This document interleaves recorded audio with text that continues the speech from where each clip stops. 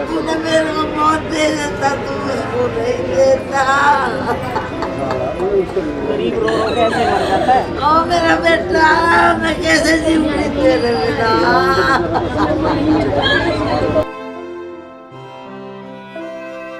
हम यहाँ से नहीं उठेंगे तो नहीं उठेंगे। हमने ठान लिया है कि जब तक हमें उचित मुआवजा ठोस आश्वासन नहीं मिलेगा तो हम यहाँ से बिल्कुल नहीं उठेंगे। तब हम कुछ नहीं, अपने भाई का सब का यूज ही नहीं करेंगे, उसका क्रिया अंतिम संस्कार ही नहीं करेंगे। उसकी सब लेने से इसलिए मना कर दिया है क्योंकि मेरी मिट्टी किसी काम की नहीं है। मेरा तो भाई चला गया, कमाने वाला चला गया, मेरे घर कौन देखेगा मेरे भाई का? उसके दो छोटे छोटे बच्चे हैं। को बर्बाद कर दिया, मेरा बेटा छीन लिया हमारे से। हम तो खत्म हो गए इस चीज से।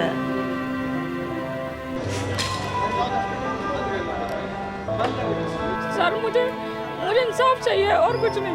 मुझे इंसाफ चाहिए। मेरे बच्चे, मैं अपने बच्चों को कैसे पालूंगी? मैं अपने बच्चों को कैसे पालूंगी? मैं कैसे रहूंगी? किसके भरोसे रहूंगी और अपने बच्चों को किसके भरोसे छोड़ूंगी? बिल्डिंग ऐसे ताश के पत्ते की तरह ऐसे गिरी है कि जैसे कुछ पता ही नहीं है। एक मिनट का भी मौका नहीं मिला, ऐसे गिरी धड़ाम। बस 5 मंजिल की बिल्डिंग थी और उसमें मेरा भाई चला गया। सर मुझे घर बिगाड़ते हैं। आज हमारा बेटा गया, हमारे से पूछो हमारी बहू किस तरह रहेगी, हम किसके सहारे छोड़ेंगे। जब ये मकान बनते हैं ना, ये इसमें जो लेंटर डलते हैं, ये लेंटर, इन लेंटरों का रेट फिक्स होता है राजधानी दिल्ली में। लेंटरों का रेट फिक्स होता है यहाँ पर, और इस लेंटर को बिना आप जेई को पैसा दिए, एमसीडी की जेई को पैसा दिए लेंटर नहीं डाल सकते। लेकिन यहाँ पर 3-3, 4-4 लेंटर डल गए और एमसीडी की किसी जेई को पता नहीं कि आखिरकार इस बिल्डिंग में चल क्या रहा है। या बिल्डर को बंद क्यों नहीं किया अभी तक? क्यों नहीं किया? क्या पुलिस में नहीं, बस ये कहने भर का ये हो जाएगा वो कुछ नहीं होता। मरने के बाद कुछ नहीं होता। गरीब के साथ झूठी तसल्ली देते हैं ये लोग। ठीक है। यहाँ का निगम पार्षद है प्रदीप मित्तल, वो हमें एक बात पूछने नहीं आया यहाँ पे कि तुम्हारे साथ इतना बड़ा हादसा हो गया है। कोई मिलने के लिए एक बार, मतलब मानवता के नाते भी कोई नहीं है। कोई प्रशासन की तरफ से कोई नहीं आया है और हम तो पड़ोसी हैं और इनके साथ हैं और सब रहेंगे जब तक इनको न्याय नहीं मिलेगा। जितनी भी मैं गलत तो नहीं बोल रहा ना कि हर एक लेंटर का यहाँ पर फिक्स है रेट? राइट, बिल्कुल सही कह रहे हो आप। कितना है ये मुझे नहीं पता, पर है। बिना परमिशन की कोई चीज़ बनी है। दिल्ली है, ये राजधानी है देश की, यहाँ कुछ नहीं बनता फ्री में। इस बिल्डिंग की गिरने की खबरें संसार के सभी लोगों ने देखी, लेकिन शायद यहाँ के निगम पार्षद, यहाँ के एमएलए, यहाँ के सांसद, दिल्ली के मुख्यमंत्री, किसी तक ये खबर नहीं पहुंची। नमस्कार, जय हिंद। आप देख रहे हैं दिल्ली क्राइम मोर्चा। मेरी मौजूदगी इस वक्त राजधानी दिल्ली के रोहिणी सेक्टर 16 में है और इस जगह पर जो कल हादसा हुआ उसने कई परिवारों को हमेशा के लिए एक दुख दे दिया, उनके परिवारों को उजाड़ दिया। मैं इस वक्त जहां पर मौजूद हूं, ये ठीक बिल्डिंग के महज 50 मीटर की दूरी पर मेरी मौजूदगी है और इसी बिल्डिंग से कल सामने एक जो है राम और अपनी दोस्त के साथ बाइक का इस्तेमाल करते हुए बिल्डिंग के सामने से गुजर रहे थे। इसी दौरान ये बिल्डिंग गिरती है और उसके बाद इस पूरे हादसे में राम जो है गंभीर रूप से घायल होते हैं। उनके भाई उनको हॉस्पिटल ले जा रहे थे, इसी दौरान उनकी मौत हो जाती है। वहाँ पर बाइक भी मौजूद है, वो बाइक भी हम आपको दिखाएंगे। इसके अलावा मैं परिवार के साथ अभी मौजूद हूँ और आप जानकर हैरान होंगे कि इस बिल्डिंग की गिरने की खबरें संसार के सभी लोगों ने देखी, लेकिन शायद यहाँ के निगम पार्षद, यहाँ के एमएलए, यहाँ के सांसद, दिल्ली के मुख्यमंत्री, किसी तक ये खबर नहीं पहुँची। वो शायद कान बंद करके, आंख बंद करके बैठे हुए हैं। एमसीडी के किसी अधिकारी के पास ये खबर नहीं पहुँची, डीडीए के किसी अधिकारी के पास ये खबर नहीं पहुँची, यहाँ के डीएम, यहाँ के एसडीएम तक ये खबर नहीं पहुँची, जो आपदा प्रमुख होते हैं उन तक ये खबर नहीं पहुँची। यही वजह है कि आज परिवार के लोग यहाँ पर इंतजार कर रहे हैं कि कोई तो यहाँ पर आकर मिले, एक बार इनका दुख सुनने का प्रयास तो करे। जब मीडिया कर्मी यहाँ पर आ रहे हैं तो कई बार पुलिसकर्मी उनको रोक भी रहे हैं, ये बात भी हमारे सामने आ रही है। मैं परिवार के लोगों से बात करता हूँ, जानता हूँ कि आखिरकार ये पूरे हादसे का वो कैसे शिकार हुए और ये पूरा घटनाक्रम हुआ, उसके बाद परिवार किस तरह की कार्रवाई चाहता है। लोग सीधे तौर पर ये आरोप लगा रहे हैं कि एमसीडी की मिली भगत दिल्ली के कारण इस बिल्डिंग का कहीं ना कहीं इसमें ढिलाई बढ़ती गई कंस्ट्रक्शन के दौरान, इसीलिए ये पूरा हादसा हुआ। इस प्रकार बिल्डिंग ताश की पत्तों की तरह बह जाए, ताश की पत्तों की तरह गिर जाए, ऐसा हो नहीं सकता। कुछ ना कुछ चीज़ें इसमें गलत जरूर हुई है और यही सवाल आज हम भी पूछते हैं कि ठीक 1 महीने पहले साउथ दिल्ली में एक बिल्डिंग गिरी, कई लोग मरे, जांच पड़ताल हुई, कमेटियां गठित कर दी गई, लेकिन कार्रवाई किसी पर नहीं हुई और यहाँ पर भी वही होता हुआ नजर आ रहा है। मेरे साथ उनके भाई मौजूद हैं, राम के। क्या नाम है आपका और कितने बजे ये पूरा हादसा हुआ था? सर मेरा नाम नवीन है और मेरा बड़ा भाई था। हम दोनों साथ में काम करते थे। किस चीज़ का काम करते मैं अपना सिलाई करता हूँ, सूट सिलता हूँ, और वो मेरा बाइक का काम करता था। वो सामान लेने आया था, जैसे ही वो सामान लेने आया, जैसे जस्ट ये बिल्डिंग गिरी है और वो बिल्डिंग के नीचे दब गया है, तो जो मेरे अपने भाई बंधु हैं, दोस्त हैं, ब्रदर हैं, उन्होंने बिल्डिंग में से उसको निकाला है। उसको निकाल के जस्ट मुझे कॉल किया, हम उसको हॉस्पिटल ले गए, तो उसको इतनी गंभीर रूप से चोटें आई थी, सब डैमेज हो गया, पैर टूट गया। उसको वहाँ डॉक्टर ने जाँच करी, उसको मृत्यु घोषित कर दिया। मैं ये चाहता हूँ कि जो ये बिल्डिंग बनी है, ये क्या मटेरियल लगा है, ये एमसीडी वालों की पूरी जांच होनी चाहिए, पूरी जांच के अनुसार सारा काम होना चाहिए। मेरा तो भाई चला गया, अब जो प्रशासन है उनको कड़ी से कड़ी कार्रवाई करनी चाहिए, न्याय मिलना चाहिए कि न्याय। मेरी उसके 2 बच्चे हैं, भाई के 2 बच्चे हैं, एक बच्चा छोटा है 6 साल का, एक 12 साल का है। ये मेरी भाभी है, माँ मेरी विधवा है, मेरा बाप नहीं है, और मेरे भाई घर चलाता था जैसे तैसे करके। ये मुझे न्याय चाहिए जल्द से जल्द, और उसको कोई छोटी मोटी वैसी है, प्रशासन से रेखा गुप्ता से हाथ जोड़ के विनती है कि मेरी भाभी को कोई छोटी मोटी नौकरी मिले, आए कि चाहे, क्योंकि अपना घर बाहर चला सके। मेरे घर में कमाने वाला वही था मेरा भाई, उसका बच्चों का पालन पोषण करने वाला वही था। प्रशासन की इतनी बड़ी गलती है, ये क्या मटेरियल लगा रहे हैं, क्या नहीं लगा रहे हैं, इनको पूरी जांच करनी चाहिए। नक्शा पास करते हैं, ये क्या सीमेंट लगा रहे हैं, क्या बदरपुर लगा रहे हैं। बिल्डिंग ऐसे ताश के पत्ते की तरह ऐसे गिरी है कि जैसे कुछ पता ही नहीं है, एक मिनट का भी मौका नहीं मिला, ऐसे गिरी धड़ाम। बस 5 मंजिल की बिल्डिंग थी, और उसमें मेरा भाई चला गया। सर मुझे इतना दुख है, मेरा भाई चला गया। प्रशासन से यही विनती है, वो जो एमसीडी के जो अफसर हैं सब सस्पेंड हो, इनसे कड़ी से कड़ी कार्रवाई हो। और जो यहाँ के प्रशासन है, वोट लेने आ जाते हैं, पर दुख में कोई किसी के काम नहीं आता है। अब हम यहाँ बैठे हैं, हमारे कोई पूछे नहीं। अब जो बिल्डर है उन पर कड़ी से कड़ी कार्रवाई हो। बिल्डिंग को बिल्डर बना रहा था या मालिक? बिल्डिंग को मालिक बनवा रहा था, उसका नाम राम दुआ है, वो यहीं रहता था, वो देखता रहता था। उस बिल्डिंग को बिल्डर बना रहा था, बिल्डर लापता है, भाग गया वो कहाँ है। और जो राम दुआ था वो भी इन बिल्डिंग के नीचे दब के मृत्यु वो भी उनकी मृत्यु हो गई है। और उसमें 2-3 मजदूर भी मरे हैं, और रियल ये दिखा नहीं रहे कौन मरा है कौन नहीं। और जो मौतें हुई हैं, और भी लोगों की मौतें हुई हैं, पर प्रशासन कुछ नहीं दिखा रहा, छुपा रहा सारी बातें। मेरा भाई चला गया, मैं प्रशासन यही करना चाहता हूँ, कड़ी से कड़ी कार्रवाई हो और इन्हें सख्त से सख्त सजा दी जाए। जो एमसीडी के अफसर है सबको इनको सस्पेंड किया जाए। कोई यहाँ का निगम पार्षद है हमारा, कोई यहाँ का निगम पार्षद है प्रदीप मित्तल, वो हमें एक बार पूछने नहीं आया यहाँ पे कि तुम्हारे साथ इतना बड़ा हादसा हो गया है। कोई नहीं आया। प्रदीप मित्तल है यहाँ का निगम पार्षद। विधायक कौन है आप लोगों के? निगम पार्षद प्रदीप मित्तल है यहाँ का। विधायक कौन है? विधायक कुलवंत राणा जी है। कुलवंत राणा जी आए थे कल आए थे आप लोगों से आए थे, यहाँ का जायजा लिया, पर जायजा लिया।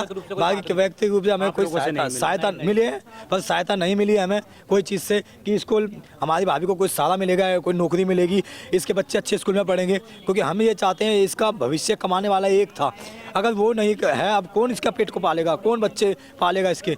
मेरी माँ विधवा है, ये मेरी माता श्री है। मैं इनकी वाइफ से बात करने का प्रयास करता हूँ। क्या नाम है आपका? मेरा नाम रेनू है। रेनू जी, क्या बात हुई थी आपके पति से लास्ट टाइम? आपकी क्या बताया था उन्होंने कि मैं इधर आ रहा हूँ, ऐसा कुछ? नहीं, ऐसा कोई बात नहीं हुई थी। अच्छी तरह आए, बच्चों को छोड़ने आए घर पर, खाना खा करके चले गए। फिर मेरे पास एक बार फ़ोन करा कि मैं फ़ोन कर रही थी, इस वजह से फ़ोन करने के लिए बोल रहे थे कि मेरे को फ़ोन करा, तो मैंने कहा नहीं, मैं फ़ोन बच्चों को लाने के लिए कर रही थी। फिर उसके अलावा मेरे से कोई बात नहीं हुई। आपको कैसे पता लगा कि आपके पति जो हैं बिल्डिंग में? मेरे को भी हमारी देवरानी ने बताया, तब जाकर के मुझे पता चला कि क्या नाम है, मुझे तो झूठ बोल के बुलाया गया कि हमारी मम्मी को चोट लग गई है। यहाँ पर आके पता चला कि मेरे ही आदमी को चोट लगी हुई है। सर मुझे इंसाफ चाहिए और कुछ नहीं। मुझे इंसाफ चाहिए। मैं अपने बच्चों को कैसे पालूंगी? मैं अपने बच्चों को कैसे पालूंगी और मैं कैसे रहूंगी? किसके भरोसे रहूंगी और अपने बच्चों को किसके भरोसे छोड़ूंगी? क्या नाम है बच्चों का? क्या करते हैं बच्चे अभी? बच्चे दोनों स्कूल पढ़ते हैं। कितनी उम्र है उनकी? एक 13 साल का, एक 10 साल का है।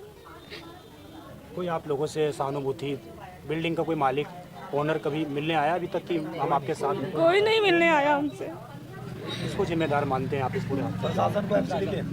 एमसीडी के प्रशासन को मानते हैं, जो ऐसा बिल्डिंग बना के खड़ा कर रहा है, जो दूसरों की मौत के लिए तैयार कर रहा है। आज हमारा घर बिगड़ा है, कल किसी और का भी बिगड़ेगा। जिसका बेटा जाता है ना, उसकी माँ से पूछो कैसे घर बिगड़ते हैं। आज हमारा बेटा गया, हमारे से पूछो हमारी बहू किस तरह रहेगी, हम किसके सहारे छोड़ेंगे। मेरे छोटे छोटे बच्चे, उनका कैसे पालन पोषण होगा, किसके सहारे छोड़ेंगे। इसको कोई छोटी मोटी नौकरी दी जाए, इसकी कोई सहायता दी जाए। एमसीडी वालों ने तो अपनी कोठी बना के अपने बन गए बड़े आदमी, हम जैसे गरीबों को बर्बाद कर दिया। मेरा बेटा छीन लिया हमारे से, हम तो ख़त्म हो गए इस चीज़ से। एक माँ का दुख है ये, अब मैं आपको थोड़ा यहाँ से हट के आसपास जो लोग मौजूद हैं मैं ज़रा इनसे बात करूँगा और आपको सच्चाई बताऊँगा कि एमसीडी कैसे लापरवाही बरतती है। आपका अपना मकान है क्या इस इलाके में सर? आपका अपना है इस इलाके में? आप लोग बाहर से से आए हुए हैं। कहाँ से आए हैं आप? मैं ग्वालियर से आया हुआ हूँ। ग्वालियर से यहाँ पर ये हादसा जो सुन के- ख़त्म हुआ है वो मेरा साला लगता था जी जी। जब मुझे खबर मालूम पड़ी तो ये बिल्डिंग एक अभी 6 महीने पहले भी आया हुआ था, तब भी बन रही थी, लेकिन इसमें कुल मिला के मटेरियल 2 कौड़ी का मटेरियल डाला गया हुआ था और सबसे ज़्यादा गलती इसमें बिल्डर की है जो मकान बनवा रहा था, जो कॉन्ट्रैक्टर जो कॉन्ट्रैक्टर था। और ये बता जरूर रहे हैं कि 3 लोगों की मौतें हुई हैं, मौतें इसमें ज़्यादा हुई हैं। पूरी रात ऑपरेशन चला है। पूरी रात बहुत मलबा था, पूरी मलबा हटा दिया गया है, बिल्कुल दिख ही नहीं रहा इसमें मलबा है भी कि नहीं। गाड़ी के 2 टुकड़े हो गए, गाड़ी भी वहाँ पड़ी हुई है। मोटरसाइकिल हाँ, मोटरसाइकिल थी, ये अपने किसी काम से जा रहा था। उसके बाद ये बिल्डिंग कब गिरी उसको एक मौका नहीं मिला कि ये आगे पीछे भी अगर गाड़ी जल्दी रोक सके या निकाल सके, और कब पूरी बिल्डिंग ऐसी की ऐसी गिर गई। आप लोग यहीं पर रहती हैं क्या? बिल्कुल यहीं पे रहते हैं। लोकल हैं आप लोग? हाँ बिल्कुल, हमारे मैं थोड़े कड़वे सवाल पूछूंगा आप लोगों से। पूछो, कोई दिक्कत नहीं। एमसीडी जब बिल्डिंग बनती है आती है नहीं आती है? बिल्कुल आती है, दिल्ली पुलिस आती है नोट नहीं? बिल्कुल आते हैं, सब लोग आते हैं। एक लेंटर पड़ता है, पैसा जाता है कि नहीं? बिल्कुल जाता है, क्यों नहीं जाता? किसने कहा नहीं इसमें जाता? गया होगा कि नहीं? बिल्कुल गया होगा, मेरे सामने नहीं गया पर जाता है। एक ईंट लगा के दिखा दे कोई, बिना पैसे के आप एक ईंट लगा के दिखा दो, मुझे नहीं लगेगी। इसमें भी लिया होगा उन लोगों ने? बिल्कुल लिया होगा, क्यों नहीं लिया होगा? फ्री में बनने देती है क्या एमसीडी पुलिस? कभी फ्री में बनने देती है? आप एक पानी का कनेक्शन लेके दिखा दो मुझे, वो भी फ्री में नहीं लगने देंगे। जिसका बिल भरते मैं हैं। गलत तो नहीं बोल रहा ना कि हर एक लेंटर का यहाँ पर फिक्स है रेट? राइट राइट राइट, बिल्कुल सही कह रहे हो आप। कितना है ये मुझे नहीं पता, पर है, बिना परमिशन के कोई चीज बनी है। जी। दिल्ली है, ये राजधानी है देश की, यहाँ कुछ नहीं बनता फ्री में, ठीक है? पर गरीब की जान फ्री में जरूर जाती है यहाँ। क्यों? वो इंसान नहीं है? और अब तक कोई मिलने के लिए एक बार मतलब मानवता के नाते भी कोई भी नहीं है, कोई प्रशासन की तरफ से कोई नहीं आया है। और हम सब पड़ोसी हैं और इनके साथ हैं और सब रहेंगे जब तक इनको न्याय नहीं मिलेगा। जितनी भी पब्लिक आप देख रहे हो ना, ये तो कुछ भी नहीं, आ रही है और जा रही है, गर्मी है, बारिश है, सब कुछ है, कल से यही है सब, और यहीं रहेंगे जब तक इनको न्याय नहीं मिलेगा। एक पड़ोसी का यही होता है धर्म कि उनके साथ रहे दुख में सुख में। और अच्छी फैमिली है। पहले उनके फादर एक्सपायर हो गए थे जब ये छोटे बच्चे थे, फिर अब उनके बच्चों के फादर एक्सपायर हो गए। उनके लिए रोजी रोटी का कोई साधन नहीं है, कुछ भी। डेली मजदूरी करता था, मैकेनिक था, रोड पे बैठ के, ठीक है, उन्होंने अपनी लाइफ को काटा। ये जरा सी बहू है, वो कहाँ जाएगी बताओ? उसके छोटे छोटे बच्चे हैं, छोटे छोटे बच्चे हैं, ना कोई घर है, ना कुछ खाने देने वाला है, कौन देगा? आप मैं सिर्फ एक दिन दे सकते, एक दिन से ज्यादा खाना नहीं दे सकते। ये प्रशासन ही करेगा जो भी करेगा। या बिल्डर को बंद क्यों नहीं किया अभी तक? क्यों नहीं किया? क्या पुलिस में नहीं, बस ये कहने भर का है, ये हो जाएगा वो कुछ नहीं होता, मरने के बाद कुछ नहीं होता गरीब के साथ। झूठी तसल्ली देते हैं ये लोग, ठीक है? हाँ बस। आप भी इसी इलाके में रहती हैं मैम? अच्छा, लोकल है ये भी, आप भी लोकल ही हैं? यहीं रहते हैं लोग। ये बिल्डिंग जो निर्माण होता है, मैं आप लोगों से ये सवाल इसलिए पूछ रहा हूँ, ये लोग कहते हैं ना कि हम लोग बिल्कुल जीरो टॉलरेंस की नीति अपनाते हैं, भ्रष्टाचार तो होता ही नहीं जी हमारे इलाके में। एक एमएलए को, एक निगम पार्षद को, एक अधिकारी को पैसा जाता है कि नहीं जाता है बिल्कुल जाता है, बिल्डिंग निर्माण पे? बिल्कुल जाता है, इसमें भी गया होगा? बिल्कुल गया होगा। जिम्मेदार तो फिर वो भी हैं। बिल्कुल है, क्या कार्रवाई होनी चाहिए उनके ऊपर? कड़ी हत्या का मुकदमा दर्ज होना चाहिए कि नहीं होना चाहिए? बिल्कुल होना चाहिए, कड़ी कार्रवाई होनी चाहिए। लेकिन लगता है आपको हत्या का मुकदमा दर्ज होगा? नहीं होगा, आज तक हुआ है कभी? नहीं। आप लोग चाहो तो बहुत कुछ हो सकता है, आप चाहोगे तो होगा। आपकी पेन की कलम में बहुत मजबूती है, कलम में बड़ी ताकत है। ये तस्वीर है यहाँ की, और मैं इन लोगों से सवाल इसलिए पूछ रहा हूँ इस जगह पर भी आकर। वैसे तो मुझे सिर्फ परिवार से बात करके यहाँ चले जाना चाहिए, लेकिन मैं आपको तस्वीर इसलिए दिखा रहा हूँ कि जब ये मकान बनते हैं ना, ये इसमें जो लेंटर डलते हैं, ये लेंटर, इन लेंटरों का रेट फिक्स होता है राजधानी दिल्ली में। लेंटरों का रेट फिक्स होता है यहाँ पर, और इस लेंटर को बिना आप जेई को पैसा दिए, एमसीडी की जेई को पैसा दिए लेंटर नहीं डाल सकते। लेकिन यहाँ पर 3-3, 4-4 लेंटर डल गए, और एमसीडी की किसी जेई को पता नहीं कि आखिरकार इस बिल्डिंग में चल क्या रहा है। इस घटनाक्रम में रामू की जो मौत हुई है, उनके परिवारजनों ने अब उनका शव लेने से मना कर दिया है, और वो लोग साफ तौर से ये आरोप लगा रहे हैं कि दिल्ली पुलिस के द्वारा दबाव डाला जा रहा है कि आप जल्दी से राम के शव को लीजिए और अंतिम क्रिया कीजिए। लेकिन परिवार ने साफ तौर से ये कह दिया है कि जब तक हमें लिखित में आश्वासन नहीं मिलता तब तक हम राम के जो है शव को नहीं लेंगे। मेरे साथ उनके भाई मौजूद हैं। आपने शव लेने से क्यों मना कर दिया है? मैंने उसकी शव लेने से इसलिए मना कर दिया है क्योंकि मेरी मिट्टी किसी काम की नहीं है। मेरा तो भाई चला गया, कमाने वाला चला गया, मेरे घर कौन देखेगा मेरे भाई का? उसके 2 छोटे छोटे बच्चे हैं, हैं, उसकी बीवी है, उसकी बीवी को कौन देखेगा? हाउस वाइफ थी, वो बेचारी घर में ही रहती थी, घर में अपना घर परिवार, बच्चों को लाना ले जाना, स्कूल ले आना, ट्यूशन ले जाना, ये करती थी। अब उसके घर को कौन देखेगा? उसकी सास का भी आदमी नहीं, उसकी सास भी विधवा, उसकी माँ भी विधवा, उसके कुछ बैकग्राउंड में कोई है नहीं, कौन देखेगा उसको? मैं मिट्टी क्या करूँगा? मुझे रेखा गुप्ता से यह गुजारिश है, इसको कोई छोटी मोटी नौकरी दी जाए ताकि अपने बच्चों का पेट पाल सके। और मैं सबका क्या करूँगा? ये 4 दिन बाद फाइल बंद कर देंगे, केस खत्म, रफा दफा छुट्टी। मैं इसलिए मिट्टी नहीं लूँगा जब तक मुझे लिखत में नहीं मिला जाएगा कि इसको नौकरी देंगे हम लिखत में, तभी मैं मिट्टी उठाऊँगा और फूकूँगा, नहीं तो मिट्टी पड़ी रहे वहाँ, मैं नहीं उठाऊँगा। मैं धरने पे बैठा रहूँगा। हैं? आप स्वीकार नहीं करेंगे? मैं संस्कार नहीं करूँगा जब तक मेरी भाभी को इंसाफ नहीं मिलेगा, मेरे भाई को इंसाफ नहीं मिलेगा। क्योंकि इसको कोई छोटी मोटी नौकरी दी जाए और इसके भविष्य के लिए आगे इसके बच्चों को अच्छे स्कूल में पढ़ाई दी जाए। क्योंकि मेरे तो इसका कमाने वाला चला गया, किसकी माँ को माँ कहेगी ये?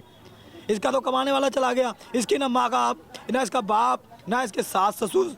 सास बेचारी वो विधवा, वो भी जी रही है ऐसी टुकड़ों में पल के। ये इतना कड़ा फैसला आप लोगों ने लिया है? इतना कड़ा लिया है क्योंकि अभी हम साइन कर देते, साइन करने से क्या है मैटर हम पे दबाव डाल एक दो दिन में बंद हो जाता, फाइलें बंद हो जाती, फिर कुछ नहीं होता। एक बार ठंडे बस्ते में गया तो गया हमेशा के लिए। और इसलिए हम अभी से ही कड़क है, अभी से ही सतर्क है, अभी से ही जागरूक है, अभी से ही अलर्ट है। हम यहाँ से नहीं उठेंगे तो नहीं उठेंगे। हमने ठान लिया है कि जब तक हमें उचित मुआवजा, ठोस आश्वासन नहीं मिलेगा लिखत में हमें चाहिए तो हम यहाँ से बिल्कुल नहीं उठेंगे। तब हम कुछ नहीं, अपने भाई का सब का यूज ही नहीं करेंगे, उसका क्रिया अंतिम संस्कार ही नहीं करेंगे। मतलब ये है। हम देखिए, तमाम लोग जब खबर देखेंगे तो कुछ एलिट क्लास के लोग होते हैं, बड़े अमीर लोग होते हैं, वो ये कमेंट करते हैं कि भाई व्यक्ति मर गया, परिवार पैसे मांग रहा है। मैं आपको बताऊं, जब यहाँ पर किसी एमएलए का बेटे मरता ना यहाँ पर आकर, मैं खुद भी इसका हो सकता था, अगर मैं यहाँ से गुजर रहा होता तो मैं भी इसका शिकार हो सकता था, आप भी इसके शिकार हो सकते थे, कोई भी इसका शिकार हो सकता था। आप अपने परिवार के बारे में सोचकर कुछ कमेंट करिएगा, उसके बाद सोचिएगा कि आखिरकार इस परिवार के ऊपर क्या गुजर रही होगी, क्यों परिवार इस तरह की बातें कर रहा है। हालांकि अभी देखना होगा कि सरकार, प्रशासन और डीएम, एसडीएम, तमाम लोग कैसे इस परिवार को मना पाते हैं। कोई लिखित में आश्वासन इनको मिलता है या ऐसे ही बहलाया फुसलाया जाता है इनको। इस बिल्डिंग में हो क्या रहा है? नई बिल्डिंग बन रही थी, नई बिल्डिंग में टाइल लग रही थी, अचानक बिल्डिंग गिर जाती है और उसके लिए जिम्मेदार कोई नहीं, रिस्पॉन्सिबल कोई नहीं, किसी की कोई जिम्मेदारी नहीं। सिर्फ आकर यहाँ पर आंसू बहाकर चले जाना, मुंह दिखाकर चले जाना। एक नामजद आप लोगों ने एफआईआर लिख ली, लेकिन उसमें किसी का नाम इंक्लूड नहीं किया। अब बड़ा गंभीर सवाल ये कि क्या इसको जो बना रहा था उसके ऊपर हत्या का मुकदमा दर्ज होगा? क्योंकि इससे पहले जब बिल्डिंग गिरी थी साउथ दिल्ली में, तो वहाँ पर भी हत्या का मुकदमा दर्ज ना होकर लापरवाही से मौत का मुकदमा दर्ज हुआ और यहीं पर वो लोग बच निकलते हैं। मैं उम्मीद करूंगा तमाम प्रशासनिक आला अधिकारियों से कि डीएम से, यहाँ के एसडीएम से, इस परिवार से आकर मुलाकात करें और जो भी राज्य और केंद्र सरकार की तरफ से बन पड़ता है इस परिवार को आर्थिक और सामाजिक रूप से मदद करने का प्रयास करेंगे। मैं विजय ठाकुर, आप देखते रहें दिल्ली क्राइम मोर्चा, अपने सहयोगी इमरोज के साथ। और इस पूरे घटनाक्रम में राम की, इसके अलावा एक नरुल 24 वर्षीय बच्चा है, उसकी भी मौत हो गई। उसके परिवार के बारे में हमें जानकारी नहीं है, किस जगह पर वो रहते हैं, कहाँ पर वो बिलोंग करते हैं। मैं उम्मीद करूँगा अगर उनका कोई परिवार का सदस्य इस खबर को देख रहा है तो आप हमें कॉल करें, हम आपके पास भी आएंगे। इस पूरे घटनाक्रम में जो इस बिल्डिंग के अंदर मालिक मौजूद थे, राम, उनकी उम्र लगभग 62 वर्ष थी, उनकी भी मौत हो गई है। ये भी दर्दनाक है, लेकिन फिर से बड़ा सवाल वही कि बचना तो कोई नहीं चाहिए। धन्यवाद।